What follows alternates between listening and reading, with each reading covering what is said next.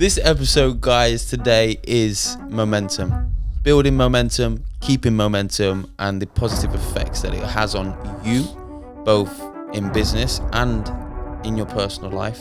For me, let's say, for instance, one of the places that I can definitely relate to momentum would be like training at the gym, like picking up weights at like 13. I've pretty much been consistent ever since, apart from like getting an injury, and that broke my momentum, and I was out for like 6 months when I was like 15. Like I remember trying to get back into fitness and I struggled a little bit, like got into some bad habits and stuff like that. Oh, you! Yeah, you. I know you're looking at yourself right now and you're thinking, why am I not subscribed to the Gooms Podcast? Just f***ing do it then, because it helps the boys out more than you actually know. Peace. Ladies and gentlemen, boys and girls, we're back again, and wow, we have an interesting conversation for you guys today. Yeah, man, you lot love the in-houses, so we thought, fuck it, let's just run it back 2 weeks on a bounce. Yeah, make sure that you subscribe before we start the episode. We've missed you, even though it's only been a week. And yeah, just make sure you subscribe, because it's actually quite depressing when we don't increase by any subscribers every week. So yeah, we're getting there though, bro. I know. Closing on that 1,000 subs. I know. It's nice, man. We're getting that momentum, and that brings us on beautifully to what this episode is about today. Let's bring us in, bro. Bring us in. This episode, guys, today is momentum. Building momentum, keeping momentum, and the positive effects that it has on you, both in business and in your personal life.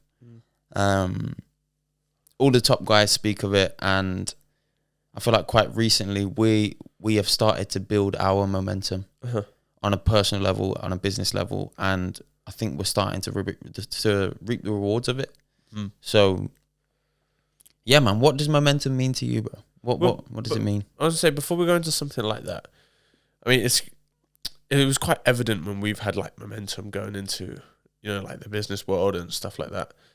So if like you look back when we first started the business, it's like we had all of this momentum, like we were signing, they weren't really high ticket clients, but like we were signing clients, like everything felt like it was flying. A snowball effect. Yeah, exactly. And then we just went through a period without it, and everything feels slow, and you don't really make progress when there is a momentum. Yeah. That's why it's important to almost create your own, and I feel like that's kind of what we did, and everything fell into place over these past few months. Well, why would you say that we came out of it? Do you think it comes from a place of like losing discipline? Because I feel like that's probably what happened. You think? Well, at the start, bro, when you were saying about our momentum and we were closing people left, right and centre, it was what's next, what's this, and there was a lot of movement as well. Don't forget, we just started. So our day-to-day wasn't let's sit at the desk and get stuff edited. It was let's go and get people. And that kind of drive and that hunger, like we were kind of every 2 weeks driving to a new industrial estate or going to a high street and trying to kind of just walk in and be like, oh, hi, by the way, this is what we do. And we had no choice but I feel like when you kind of come out of that and you've got a couple of clients and you kind of come into that cruise control period maybe where things just aren't progressing and they're kind of just at a plateau. But really, in the world of business, if you're not moving forwards, but you're not moving backwards, and you're kind of just on this steady straight line, it's the equivalent to actually decreasing anyway and moving backwards. You have to always keep ticking and keep growing, and to keep up with the things like inflation, also competitors coming in, etc., etc. But yeah. So what is momentum, bro? Tell me what would you say momentum is for you? Oh, let me try to drop some knowledge on the people. I feel like momentum is probably consistency driven by results. Damn. I think that's a good way to put it. Just thought of that off the dome as well. But I think that makes perfect sense. Because like, guys, I am a little bit bunged up as well. I feel like I sound it proper. But they already know, man. It's all right. We're here though, isn't it? Yeah. Momentum, man. We're not breaking that momentum. Exactly. Well, that's brought me, I said this to you yesterday when we were discussing some things about the just business and the podcast, whatever. And Kobe Bryant, I'm pretty sure it was Kobe. It was either Kobe or LeBron. Okay. LeBron James. But I think it was Kobe. But he basically said that, like, it's such a simple quote, but he basically said not to allow yourself to quit, like, once, not to give yourself one day off, because once you do, then you allow it's like something that your brain will allow for you to do, if that makes sense. So you staying consistent, you don't allow your mind to even think that that's a possibility, that you can take a day off to continue working. And once you do it once, yeah, it's like, well, what's stopping you from doing it again? And results driven by like consistency, is that the way that I said it? Consistently driven results, whichever way around I said it. I don't know. You dropped the quote, forgot the quote. That's my own quote though. I'm going to trademark it. No, but it's. I think it's true though, man. It's like, for me, let's say, for instance, one of the places that I can definitely relate to momentum would be like training in the gym, like picking up weights at like 13. Like, I've pretty much been consistent ever since, apart from like getting an injury, and that broke my momentum. And I was out for like 6 months when I was like 15, and from like, I remember trying to get back into fitness, and I struggled a little bit, like got into some bad habits and stuff like that when we got to 16, and that kind of broke it. But like the results is what drove my consistency and my discipline. Yeah. What about you? What's momentum to you, brother? Why'd you have to say it like that? Brother. What is momentum, man? I think momentum is... It is similar to what you said. For me, momentum is a consistent, built-up kind of portfolio of you are what you say you are. It's every day I turn up and I'm going to do this. I'm going to put one foot in front of the other. I'm going to be 1% better. And momentum is effectively when they all start to add up. Those every day's 1%. It's been 20 days and all of a sudden I'm 20% better. Then you start to feel that momentum. And it becomes quite addictive. Do you not think that momentum comes from results though? Because I feel like what you're referring to, and this isn't me just trying to like contradict you. No, go on. I feel like what you're referring to is like discipline though. And that is just the showing up every day. But you can't get to momentum without discipline. I agree with that. Yeah, no, 100%. Momentum is a build-up of previous actions and then carrying through. Like, how are you supposed to build the momentum if you don't turn up for the first 3 days? It needs discipline. It needs that consistency. When you start to feel the effects of momentum is 2, 3, 4 weeks in and you haven't had a day off and you're still pushing and you get addicted to the results that come that with the consistency, the discipline, and then you start to build, and then you build, and then you build, but you break it, it's hard to come back. Like you said I've got the perfect example. I felt like I was on a fucking roll. At the start of February, everything was going to plan. I was like ticking, everything was moving. I went to Paris and had effectively 3 days off. And when I came back, I felt out of it. What do you mean? I broke my momentum. I broke that with life. I swear. Yeah. I don't think you were that out of it when you came back. Yeah, but you're probably not going to see as much of the effects as me. But I knew within myself that like I broke my momentum that was starting to build. And it's like now I'm starting from scratch. Well, what made you break? Like, what weren't you doing to break your momentum? Well, I was off my diet. My training wasn't as strict and as strong as it should have been. I wasn't actively, okay, what's my to-do list today? Boom, boom, boom, boom. Because I'm in Paris for my anniversary and my girlfriend's birthday. Like, I broke my momentum at a time where I was just starting to build it. And I felt the effects of it. Then what did you do to course correct? Got back on it. Consistency and discipline, starting from day 0. You have to start back from day 1. Do you know what I'm saying? You can't just pick up where you left off. It's harder than that. And you can apply this to anything, bro. You can apply it to diet. You can apply it to fitness. You can apply it to your business. You can even apply it to your relationships. Like, it's a build up of consistency and discipline in whatever your space is. And like when you are in it, that momentum feeling, and it's like you feel like untouchable. What's next? What's next? Boom, boom. I'm smashing things out. I'm ticking things off. I'm becoming momentum. I feel like that's why probably the to-do lists and the whiteboards, like actually it's to do with momentum of the day. Yeah. Well, once you tick 2, 3, 4. It was like Bedros says it, like it's the little wins that like, even you just said it now, but it's like the little wins that you do every single day that account to like one ultimate goal, one big win that you're going to do, whether those like little wins that you're getting, those small wins that you're going to get throughout the day is like doing up your bed in the morning, just eating clean, Yeah. training, and then I don't know, maybe you do like 2-3 jobs that you should have done for your business or your work or something because that's all you had in you that day. Mm-hmm. But it's like those small wins all will add up. Yeah. It's one ultimate goal. You said about waking up and making your bed. That little kind of first thing to tick mentally. Okay. Woke up, okay, do the bed quickly. It's a job that's done, so you're starting your day with that Be honest momentum. though, the making your bed thing, that's like something that you see on social media everywhere. Like, you always see on social media, it's like, make your bed in the morning, like, get up to an amazing start to the day. Even though I make my bed every morning, it doesn't, I feel like it doesn't do a lot for me though. Like, it's just like placebo.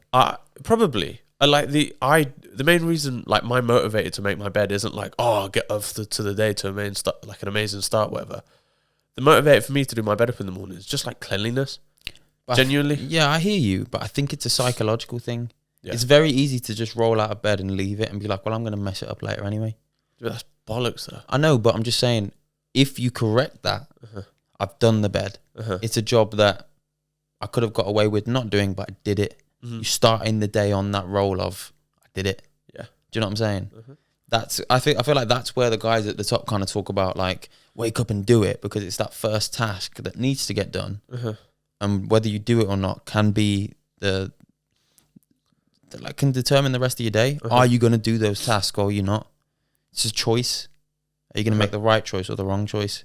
The alarm goes off. Are you going to press snooze or are you going to press stop and get up? I was literally just thinking of that. Like, it's these little decisions that you make in your first moments of consciousness in the morning that can determine the outcome of the rest of your day. Can I be honest? Go on. There's something that I think that's more important than smashing the snooze button in the morning. What? I think the time that you go to bed. We spoke about this the other day. I said like, you laughed at me, but I was watching Nick Bear video the other day, and this guy just drops Bear quotes, and it was like, if you fail to plan, you plan to fail. And it's like, even just like preparing from the days before to set yourself up to win in the days after and the weeks after, it makes such a massive difference. Like, even for me, like on my long run, to make sure that I could fit my run in, I made sure that I got all my clothes out the night before. I even like did my electrolytes and my greens and my salt and my carb powder so that I could neck that like instant, like from the second that I woke up, so that I could set myself to actually win the day as well and still carry on that momentum. I did kind of say that last week, by the way. Did you? Yeah. When? I said it in a different way, but I said it with the to-do list. To write it out before the night before. Oh shit! So you don't go to bed and think, what am I wearing tomorrow? What have I got to do tomorrow? What's my task? It's not that. It's wake up. It's set in stone. It's there. It's conquer. Yeah. Iman speaks about it as well. It's like successful people put their clothes out the night before. It's that one thing that in the morning when you are a little bit groggy, you are half asleep. It's that one that those that you don't have to make any decisions at the time. It's already made for you.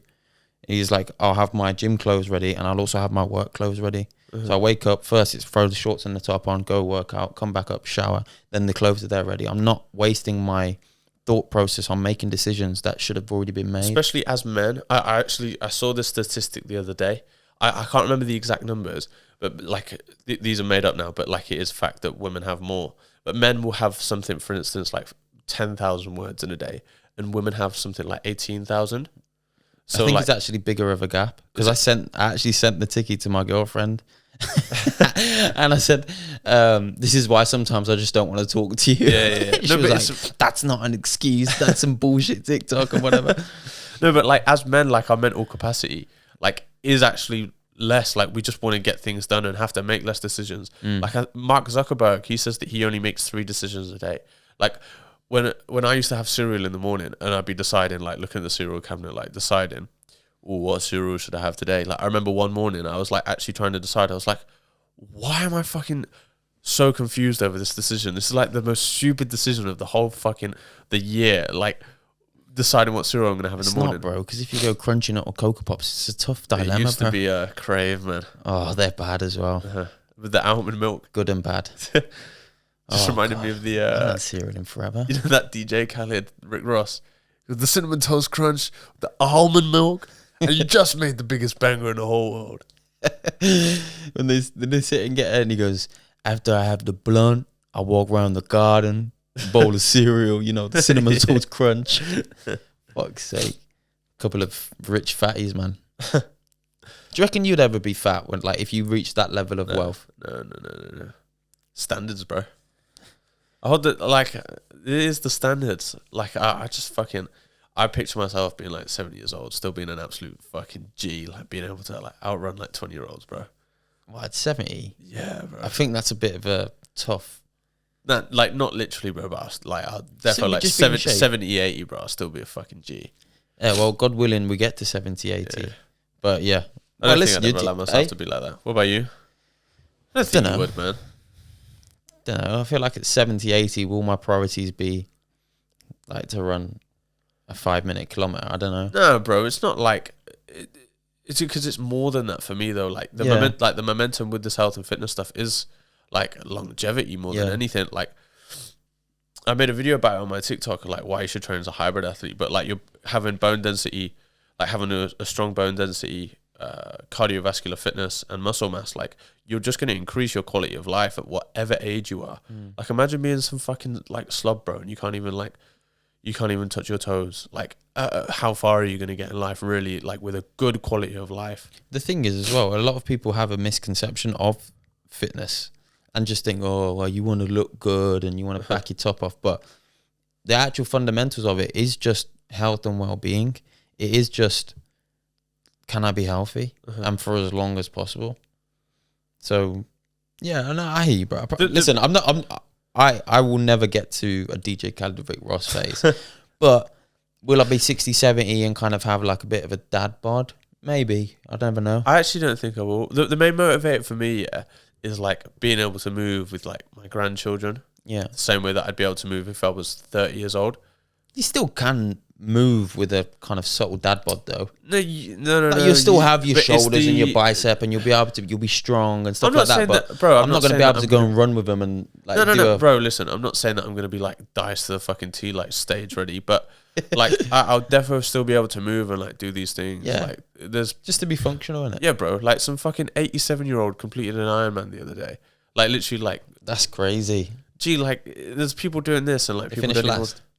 I don't know, fuck knows. Would you be butt fucked if you got beat by an 87-year-old? Yeah, you worked hard to do an Ironman, and this 87-year-old dude just comes and fucking wipes you out. Of course you would, but some people though, like there's this guy that I watch on YouTube called Average Rob. Well, I say I watch him. I've watched a couple of his videos, but him and his brother entered an Ironman and trained for like 6 months, which isn't a very long training block for an Ironman. He was in like decent shape, not very fit, but like wasn't fat. But his brother was chubby, like chubby as fuck. His transformation was sick over these 6 months, but you're still pretty chubby.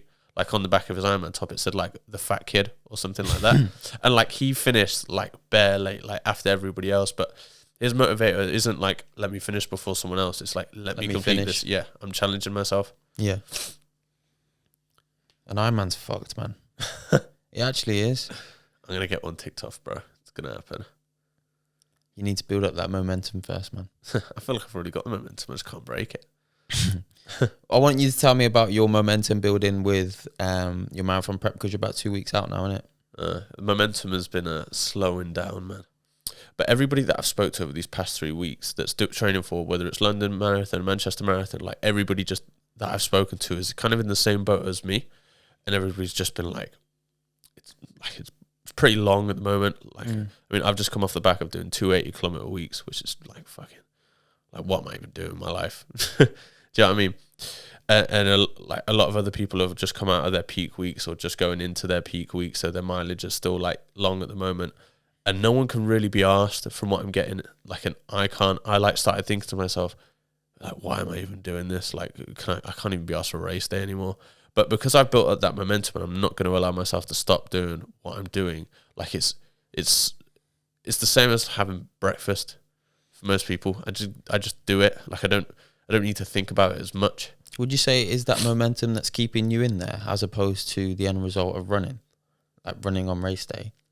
It's probably more so discipline than anything, because I was having this conversation as well with someone else that's training for Manchester Marathon not long ago, and the race day isn't even like the best like part about it. Like, yeah, you go to race day, you've been resting for the past 2 weeks, like tapering for the race. Like you're feeling good, the crowd's good, like you're happy, like you've gone through all of this. But the main part is the process. And I feel like that's probably like the most G thing about like a prep for like one of these competitions is the process. Like a bodybuilding show, for instance, like it's transparent. Like even with business, like it's the exact same. Like it correlates. It's parallel. I think with the majority of things that you do throughout life, like it's all the exact same. Like with whether it's fitness, business, the podcast, it's just the process and like being consistent with it and disciplined. Yeah. Do you get what I'm saying? Like it's literally no different. It's no different at all. What about you? With I know something that's exciting, man. I mean, I don't know whether you want to speak about it on the pod. But like right before we got here, man, you got a booking for the Airbnb. I mean, I was buzzing for you. It hasn't come through, man. It hasn't been confirmed yet. But either way, though, bro, like I feel like the start because we spoke about this last week on the pod about the Airbnb and stuff like that in the house. Obviously, I can't remember whether you touched on it or not, but you before the house was ready, you were kind of like you didn't have the momentum, I'd say. Yeah. And then you found out that there was going to be an event, and you kind of created your own. Yeah. Well, yeah, obviously, Cheltenham races is a pretty big deal. And we're not far from Cheltenham. I know a lot of people that travel into Worcester and then stay in Worcester just because it's cheaper than staying in and around Cheltenham during that kind of week. And it was like coming up, and I was like, shit, it's a week away, and I'm not ready to have people in. Like, I'm probably going to miss out on some dough. So yeah, just forced it upon myself. Was it creating momentum? Maybe, because every day there was something new that I needed to do here. And it was I feel like you had a lot of momentum during that period to get this place up and running, bro. Yeah. Well, I was stressing because I was on a time limit, and I actually put it up available for booking before I was even ready, to the point where it was up and I thought everything was ready. Somebody booked for 3 nights, and then I came here and I wasn't ready, and I was like, fuck, I've got like 4 hours before someone turns up running around. That wasn't your fault though, when you weren't ready, was it? What do you mean? Whose fault was it? Cleaning. Well, yeah, but I have to be accountable for that. At the end of the day, regardless, you think? If I get a cleaning company in and they don't do the job, I brought them in. Yeah. Maybe I didn't hire accordingly. Maybe I didn't do enough of I didn't do enough due diligence beforehand. Like, I have to hold myself accountable for that, regardless of whether. Bro, that's like saying, oh, we sent some work out to an editor, and it comes back shit. We still have trial to be, video before, innit? But we have to be accountable for that. Do you know what I'm saying? Yeah, the editor's fucking okay. Maybe he fucked everything up. I also do think it's there probably because there was like a bit of a personal relationship there as well. Yeah. Well, yeah, it was tough. I was in a predicament, bro, with that whole situation. And to be honest, I actually want to talk about it because chat to me. So the cleaning company that I originally set up with the house, you got a name drop. No. But this I put something out when I was kind of in the build-up process of getting this sorted. Any cleaning companies for serviced accommodations, let me know. And I had a couple of people come reach out, and I had a couple of people come down, showed them around the property, got some pricing and whatever. And one guy came through the door and really, really wowed me. And he didn't wow me with experience. He didn't wow me with knowledge in the game. He didn't even wow me with he didn't have a backlog of evidence to say he was what he says he is. He just had an aura about him, which was, I want to learn, I want to grow, and I want to help. The kid went through some shit growing up. Tough start. And he is just like determined to become something great and amazing. Yeah. And I saw that in him, and I thought, this is an opportunity for me not only to get in with somebody that in the future might be a massive asset to me, but also give him his first shot and his go. That led into... Weren't you under the impression that wasn't his first shot though? Well, kind of, yeah. I thought from the conversations we had, he was a little bit further along his journey than he was. But I later came to realize that wasn't the case. The reason why I thought he was further along his journey was because I also kind of low-key mentored this kid for a bit. just to kind of systemize his business so that not only it would benefit me because he was going to be working here as well, his company would be, but also if I could help him a little bit, he could see the value in me. He could be a potential client in the future. And if I expanded the service accommodation empire I'm planning on building, he could be the person, or his company could be the people that cater for it.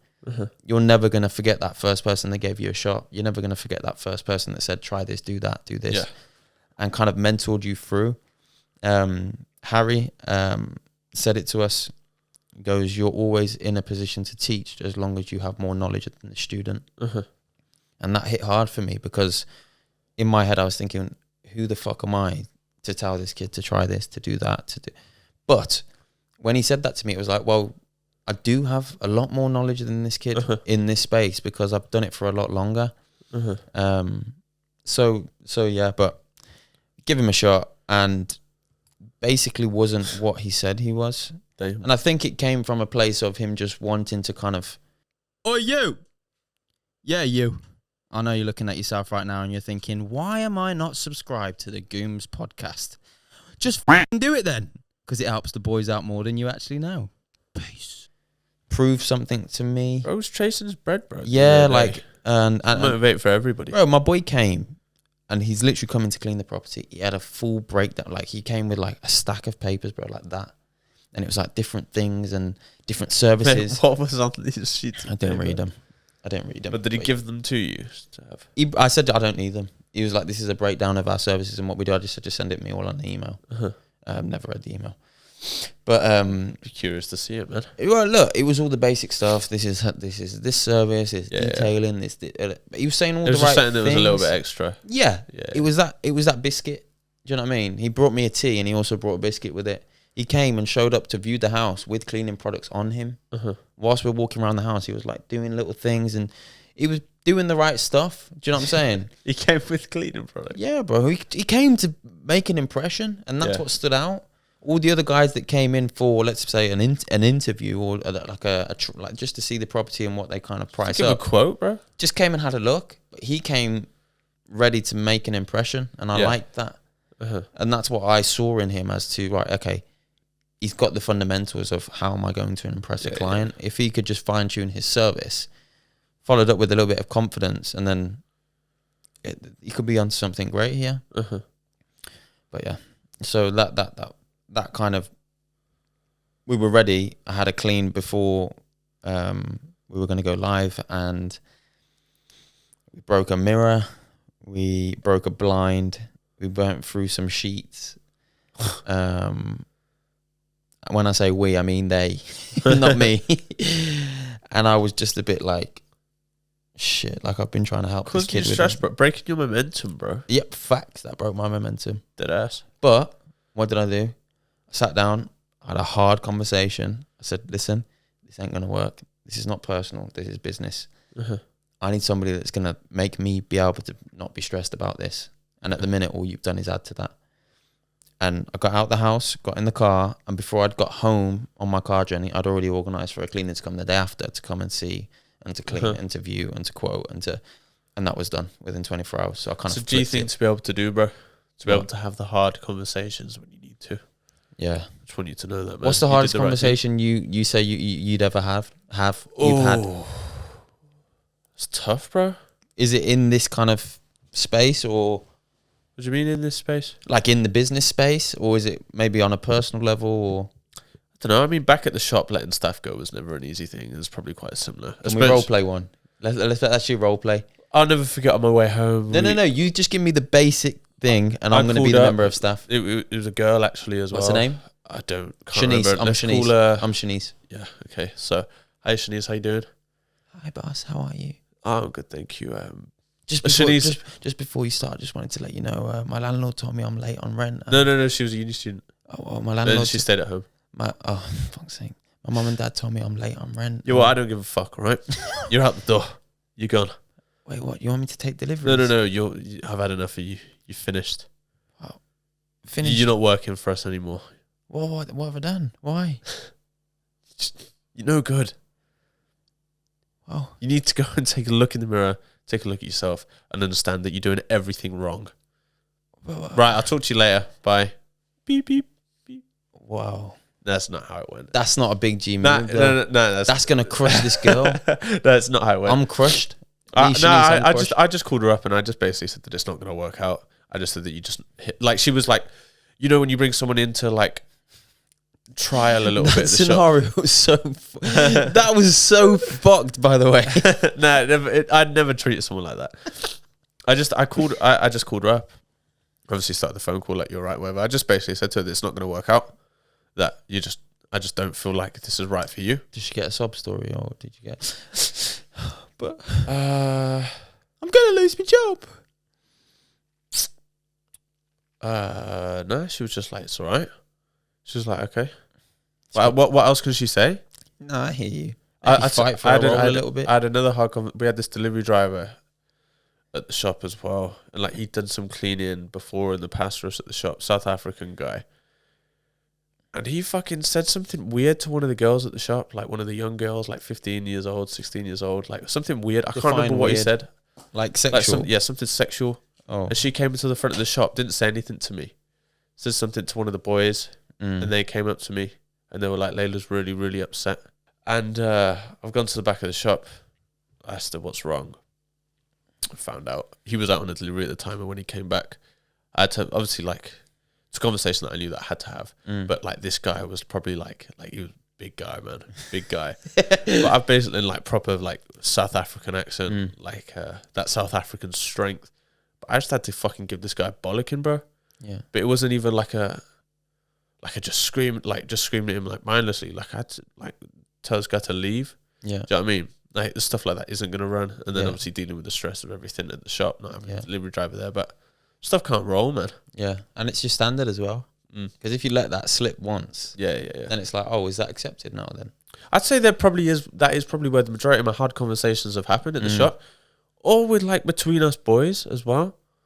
Yeah. Like, calling out someone. No, listen, like, it's not like it happens all the time. Not even, actually, that's probably the best way to put it. Calling out someone, even if it's to do with something silly about, like, when it's, I don't think me and you are, like, bad with it because we do drive together so much, but, like, even just to do, you can probably know who I'm talking about. Yeah, he probably knows who. You listen and know who you're talking about as well. Yalla. But, like, even stuff like that, or, like, I don't know, you're quite good at it. Like, even just some of the boys, if I don't realize straight away because I'm quite nonchalant about stuff, I'm just like, oh, whatever, I don't give a fuck. Like, I'll just take no notice. Yeah. But you get wound up about stuff because you'll look into it a lot more, like, principle fast than me. It's principle, bro. It's principle straight up. Oh, yeah, you want to swing by and grab me, bro? I'm the first person be like, where's the motive? Say no more. Oh, I'm coming past you. I'll grab you. Or, oh, it's my turn to drive. Like, whatever. And it's not about, I'm going to have to put 60 quid in my petrol tank or the mileage on my car is going to go. No, bro. It's the principle of the last 3 times I've offered to drive, or I've offered to, oh, no, I've got this one. It's principle, and I expect you to kind of throw that back at me. And when you don't, I'm going to say, listen, you fucker. Bro, like, that's not going to roll. Do you know what I'm saying? I'll tell you what's quite important, going back to the main thing of the pod, like the main concept of, like, momentum and stuff like that, is not allowing, if someone has those hard conversations with you, because it will happen, and, like, it's happened to us as well, bro, like, not to let that break your momentum, because it's going to be hard in the moment, but you just have to keep doing what you're doing. Facts. And just try and improve. What scenarios have you had? What do you mean? To have the hard conversation. Oh, my hardest combo. It doesn't have to be hardest. I didn't give you my hardest. I can't think of my hardest, bro. There's probably been some that are harder. Probably been some that. I don't know, bro. A hard conversation I've had to have recently was to speak about my sister, about dating. To be honest. Why? What happened? Because I'm coming from a place of, I was the dog, bro. I was the guy that did. Yeah, straight. You tell him, man. I was the guy that was this guy that the older brothers would say, watch out for. Shit, you was up in that. Shut up, bro. And yeah, having to just, like, be like, listen, like, damn, I hope your girl ain't listening to this. Everything that's being said, like, motherfucker, I wrote that script. I invented that shit. You reading from Christian's Bible. Damn straight. This is the Holy Christian. But wait. Like what? Actually, no, you don't even need to go into. Nah, bro, look, I'm not going to go into details, but it's like, it's a tough conversation to have. I'll be honest. I know what's being said right now, and I know why it's being said, and you're the idiot on the receiving end of it. Yeah. I'll be honest. Like when there's been with my sister, I'm quite straight. Like when it comes to stuff like that, and like I'll never forget my sister's asked me in the past, like, what does this mean, H? Like this guy's being like this for me. Obviously for me as well. First of all, I don't really want to hear like some fucking guys being like that. It's weird, but I was just like, like basically in the nicest way possible. Like his intentions aren't pure. Yeah. Fuck.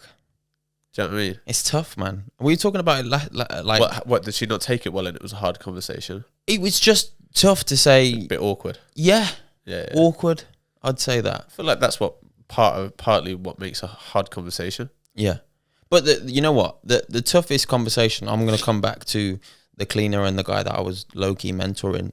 Letting him go in front of his mom was hard. Damn, you heartless. It wasn't heartless. I'm joking. I said to him, I goes, look, listen, I'm going to say this to you, and I'm going to say it with the best intentions for you. Yeah, you're real, bro. But how are you going to come into this cleaning space?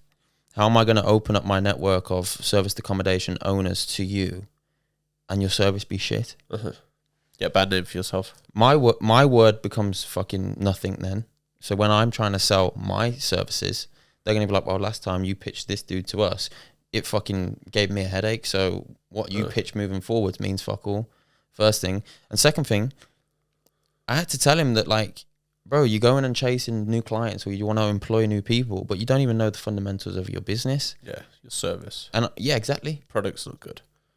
It's not good at all. It's nowhere near. I think you sent me a video the other day for Mercy. Was it? Did you send it me, or did I just see it on my timeline? But it was product marketing, and then and sales. Yeah. And like if you can't sell, like if you can't make sales, it's because you've got shit marketing. If you can't market your product, you've got a shit product. But it starts from what am I coming? If it's a product, how good is it? How does it stand out from the rest? If it's a service, how much help am I giving the client? How much return on investment are they getting? That's the fundamentals. That's the basics. If you can't come to somebody and add value with your products or service, you can't market that, because what you market off of is the value. What you get out of my product or service. And then how you close it is off of the testimonials of your product as well. And do you know what I mean? Yeah. This is what's going to happen if you buy into this. And it starts from the product or the service. And if that's shit, you have to strip everything back. You have to. Yeah. We had the same thing, bro. When we started the business, bro, we was just trying to make pretty stuff for people. Yeah, but I can't lie though. I do think it's different, because like at the end of the day, like the product was still like pretty good, bro. Yes, like bro. Especially for how much we were charging back in the day. Like if you're getting a videographer like that's just to make a video, you're not really expecting like a direct return on investment. Yeah, but that's where we hit the hurdle of, right, how do we scale now? How do we retain? How do we keep growing? Because it's like, we'll get you in for like 3 months.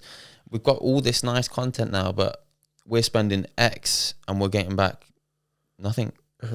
So it's like, we might have grown a couple of followers and stuff like that, but where does the dollar signs come into play? Because at the minute we're seeing none. We just keep sending them out. So, yeah, bro. But that was the tough. Probably one of the toughest. There's probably tougher ones that I've had that are a little bit more personal that I don't want to go into. But yeah, having to basically tell him that everything that he's been working towards for the last year was for nothing in front of his mom, and then saying, there's the pay minus the damages, and it's not that much. 20 quid. Well, no. Well, but yeah, something Curtains. like that. I mean, you didn't buy a new mirror, so it wasn't even all the damages. Well, it wasn't even all the damages. Yeah. But again, that came out of maybe a bit of softness from me, not being cutthroat. That's what I should have done. But I don't like. It's good to be able to have these hard conversations and to be cutthroat. But I also do think that, like, sometimes, bro, like you need to be like, you might need to be like a little bit softer towards some people, bro. Not even just to protect them. Just sometimes, like, you don't need to be as cutthroat. It's not about. I think there's a slight there's a small difference between being cutthroat and being a dick. Yeah. And I don't. I didn't go into that dick. I was just straight. I was like, I'm telling you this because you need to hear it, and it's better that it's come from me and it's not been someone else. You have to sympathize and you have to understand, but also I've just started watching Suits again. You get eaten up in this world, bro, if you're soft. Yeah. You have to come away from that emotional attachment to a client or to something or someone if it's not making sense. That driver that made the comment that was can't run. The driver? What? At you at the shop. Oh yeah. You literally said it 5 minutes ago. No. When you said I was that could have been the best driver. He could have done 5 drops in every half an hour. When he's not dropping, he's this, that, whatever. That's a hard decision to make, and the emotional attachment to, he comes in and he might help me when I prep, or we have a laugh when he comes in. But you have to detach yourself from that emotional attachment to him, to what he provides, and be like, this is the standard, and you're not living up to it, so you got to go. Yeah. That's, I think, what determines what level of entrepreneur you get to. If you are emotionally unattached to the finances, to the personnel, but also still being in touch with them also as well. You have to find that balance. Do you know, I think it's good at having the hard conversations, who I've probably taken a bit from. I mean, not to say that I have to have hard conversations all the time, but I feel like I'm capable of it. Because I don't think everybody is. But my old man, I feel like he probably has too many hard conversations. I think that's a generation thing as well. Yeah. I'm going to say it's to the point where he just don't give a fuck, bro. Yeah. He actually doesn't. But because you have to have, and I've said this to you before, the hard conversations in the present are to prevent further hard conversations or situations in the future. And if you correct them early, you're going to decrease the chances of anything like that happening again. And it can be with anything. It can be with an employee. It can even be down to the basics of your girlfriend. A sly comment and someone might just hear it and let it go over their shoulder. And then another comment and then another comment. But if you snatch that comment as soon as it happens and say, whoa, I didn't like the way you did that or the way you said that, that's not going to roll with me. They then know. And if they still actively make those comments, then you know that they don't respect you. So it's like nipping it in the bud from early with that hard conversation that might lead to a short-term dispute, or in the next 2 days is my relationship's a little bit on the rocks. Your relationship in 6 months' time is going to be better for that conversation, because it won't be a build-up of I've heard it, boom. It's going to be like, I've heard it, correct it. Well, no, correct it. And then it doesn't happen. Do you know what I mean? It's a good impression, by the way. Thanks. Of all girlfriends on the whole planet. No. Fuck, Mrs. gonna be fuming if she listens to this. You remind me of my wife. I hate my wife. I actually said that when the other day. What happened? I was actually waiting for you to come on COD. By the way, our momentum on COD at the moment is flying. Just so you guys know, me and H, we get the W's on Warzone, but we never get them when it's just me and you. We always have. But I think that is just down to our lobbies being so fucking hard. But why though? Because if we keep getting shredded, bro, because we both got decent KDs, especially on Warzone. Don't forget, on Warzone, even if you have 4 games and you die 4 times, if we have a game we would pull off an 18 kill game or a 16 kill game. Yeah. I hear that. Yeah, it's literally a 3 KD or something at 4 KD. Shit, I never looked at it like that. So our KDs are actually probably they're probably alright. But we always get wins when one of our basically bot boys come in.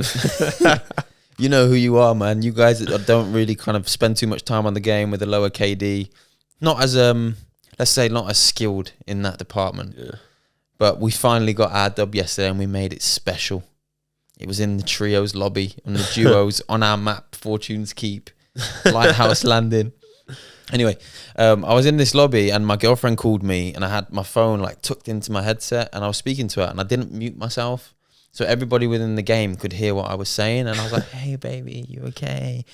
And then obviously I'm talking back and forth. Yeah, I love you so much. Miss you. Being a proper little simp whilst I'm shredding top of the leaderboard. And I've ended the phone I've ended the phone call and I just hear some little kid in the background go, "Baby, I miss you. I love you." And I've just clocked that everybody in my lobby that doesn't have the party muted has heard everything I've just said.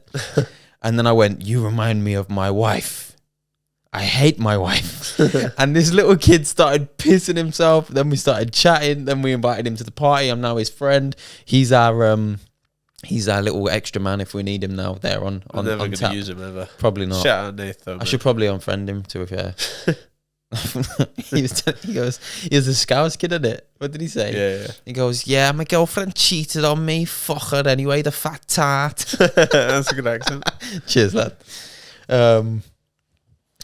But yeah, anyway, listen, bro, we're on a bit of a time. We're on a time limit. Keep it short and sweet. We're here. We will have guests coming up, guys, in the next couple of weeks. So just bear with us. Quickly going into the guests, guys. Just sometimes, like, if we can't pull guests out the bag, like, just guests out every week. 2 reasons. First of all, business. Motherfucker, we businessmen. Second reason, I don't know why, but I feel like no one's fucking schedule is just aligning with us recently, or their replies are wank. Like, it's just a bit frustrating. Yeah. But I promise, man. The resistance. We'll promise Drake to you guys one day. Drake? He's on the list of Dream Podcast guests, so. Bro, we want to under-promise and over-perform, man. You're kind of setting the bar high there. No, come on, bro. Bro, Drake's done like 1 podcast in his life, bro, and it was with like one of the biggest music. No, he's done a few. No, he hasn't. Yes, he did. Just the Rap Radar? No, he did the one with the that guy that does the Apple pod. Wait. I forgot his name. What? Ben. "Hi, mate. On my way to Worcester. We'll confirm booking. 3 p.m. check-in is fine." Oh, real? I'll say booking. Yeah, baby! Congratulations, man. Motherfuckers, I just closed £1,000 deal. Every time that I kept saying to you, man, like, every time that you stress about not, like, making the bookings, you're like, bro, like, we're just not getting, but I told you, man, just, like, they're going to come. Yeah. I know. Trust the process, man. Uh-huh. Well, this booking ties me over now. So for this month, even though it's been a half a month that I've been listed, I've actually covered all of my bills, all of my expenses, and profited £250. Real? Nice. So, yeah, dinner on me tonight. Quickly, I'm going to start, just because we're on the topic of it, this week. I'm grateful for my booking and for Ben. Appreciate you, brother. I wanted to approve on my to-do list, and I have, and I've been a fucking machine. Yeah, motherfuckers closed 3 clients this week as well. Booyaka Shack. Nice. I want to improve on next week. I want to improve on... I'm going to improve on my sleep. I got a Whoop. It told me last night that I had 6.5 hours sleep, which is not good enough. I need to get that up to at least 7.5. So that's what I'm going to improve on. Just got to go to bed earlier, bro. That's it. Yeah, we got it. I've got the data now, so... It's always you that says, let's have one more game. Bro, I'm addicted to the game. I actually am. Do you know what I'm grateful for? You're probably going to laugh because it's quite silly, bro. But I feel like I've enjoyed it a lot recently. COD. Nando's. Swear to God, bro. I've been like 4 times in the past 2 weeks. And it's just slapped slapped shit every on time. my family business, bro. Thanks, nah, bro. It's like, it's because BGZ isn't everywhere. Yeah. Like, I've been everywhere. Been different places. Birmingham, Canterbury. I've been Worcester. The garlic churrasco. Nah, I've just been having, like, I actually prefer the Sunset Burger to garlic churrasco, to be honest with you, yeah. The mac and cheese is banging. We went, us boys. Like, it's just convenient. Yeah. Convenient, good, healthy food. You get what I'm saying? If done correctly. Yeah, if done correctly. What are we improving on? I ain't really got anything to improve on, but now, Jay.